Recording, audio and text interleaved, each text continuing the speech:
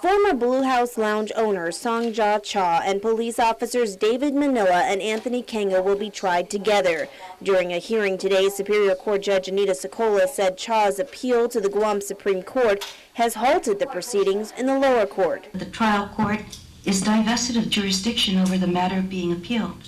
Since defendants are tried together in the instant case, the court at this time recognizes that jurisdiction now conferred to the Supreme Court of Guam and that this court is divested of its control over those aspects of the case involved in the appeal. Cha, through her attorney Randy Cunliffe, is appealing the Superior Court's denial of the defense's motion to dismiss based on double jeopardy. The defense contends Cha has already been tried and convicted in federal court and cannot be tried again in the local court. Cunliffe has argued that the charges contained in the third superseding indictment filed against his client 2 weeks ago must be dismissed because his client had already filed an appeal, essentially preventing the Superior Court from having jurisdiction to hear the grand jury return. Cunliffe must file a statement of issues with the appellate court by Tuesday outlining the arguments for the appeal.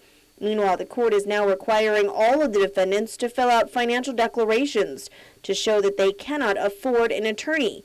But Manila retained his attorney, William Pohl, who was disqualified by the court last Friday because he previously was a prosecutor assigned to a related case involving the Blue House Lounge and had access to various police reports.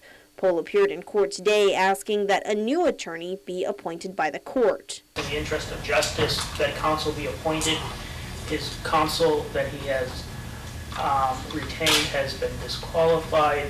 In addition, he's incarcerated and has no ability to get an attorney. So, independent of whether or not he qualifies under the indigent defense rules, I'm asking this court to appoint him an attorney. Attorney Pohl indicated that if Manila isn't appointed an attorney, he will file an appeal to the Supreme Court to overturn his disqualification.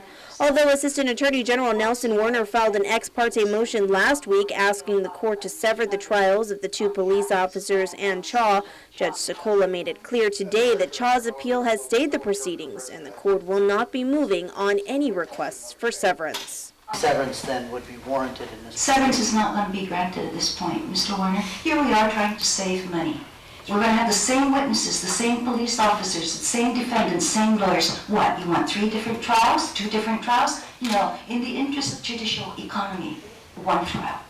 Thank you. Well, the reason I filed the motion for severance, Your Honor, was my concern with respect to the victims and the witnesses. Sir, your office has known about this since 2008 or even earlier. And now to tell me at this juncture of your concern regarding the victims, sir, the court will just take that under advisement. Thank you.